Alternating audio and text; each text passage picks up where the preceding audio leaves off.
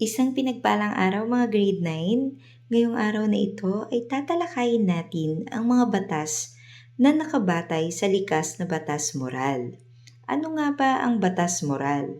Ang likas na batas moral ang nagtatangi sa tao dahil ang pagtungo sa kabutihan ay may kamalayan at kalayaan. Ang unang prinsipyo nito ay likas sa ating mga tao. Ito ay ang gawin ang mabuti at dapat na maiwasan ang makasasama. Ayon nga kay Santo Tomas de Aquino, lahat ng tao ay may kakayahang mag-isip at lahat ng tao ay may kakayahang makaunawa sa kabutihan. Ayon naman kay Max Scheler, ang pag-alam sa kabutihan ay hindi lamang gumagalaw sa larangan ng pag-iisip, kundi sa larangan din ng pakiramdam. Ngayon ay ating alamin ano nga ba ang mabuti at ano ang magiging gabay natin upang malaman ang mabuti sa masama. Ang mabuti ay ang laging pakay at layon ng tao. Ang mabuti ay kilos ng pagsisikap patungo sa pagbubuo at pagpapaunlad ng ating mga sariling ugnayan. Ang isip at puso ang gabay para kilatisin natin kung ano talaga ang mabuti. Iba ang mabuti sa tama. Ang mabuti ay ang pagtungo lagi sa pagkabuo ng ating sarili. Ang tama ay ang pagpili ng mabuti batay sa panahon, kasaysayan, konteksto at sitwasyon. Ang pagiging mabuti ay pagiging makatao. Ito ay hindi natin pagsalig o hindi natin pananakit sa dignidad ng tao.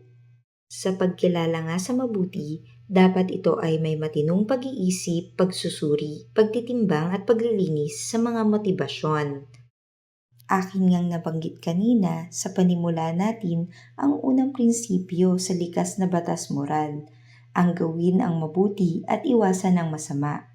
Every human being has moral sense or the motivation deriving logically from ethical or moral principles that govern his thoughts and actions. Tulad din sa likas na batas moral, prescription ang mabuti. Ang tama ay ang angkop sa tao. Wala mang isang porma ng tama ang mabuti at mag-aanyuman ito ayon sa kondisyon at hinihingi ng pagkakataon, iisa ang tiyak. Hindi dapat kasangkapanin ang tao at ituturing na pinakamataas na halaga ang tao, iniingatan at pagyayabungin. Ang likas na batas moral ay hindi instruction manual. Hindi ito isang malinaw na utos kung ano ang gagawin ng tao sa iba't ibang pagkakataon. Gabay lamang ito upang makita ang halaga ng tao. Ito ang kaisa-isang batas na di dapat labagin ng sinuman.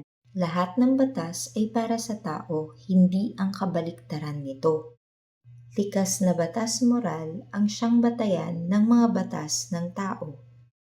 Kung wala tayong batas ay maraming tao ang gagawa ng masama sa ating komunidad. Hindi perpekto ang mga batas, subalit muli babalik tayo sa definisyon ng kung ano ba ang mabuti o makakabuti para sa lahat.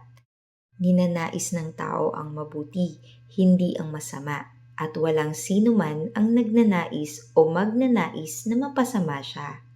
Muli, tandaan natin ang likas na batas moral ang siyang batayan ng lahat ng mga batas ng tao. At dito nagtatapos ang ating aralin. Naway piliin natin lagi ang maging mabuti. Ako nga pala ang inyong maestra, Ginang Jenaline Mayores. Paalam!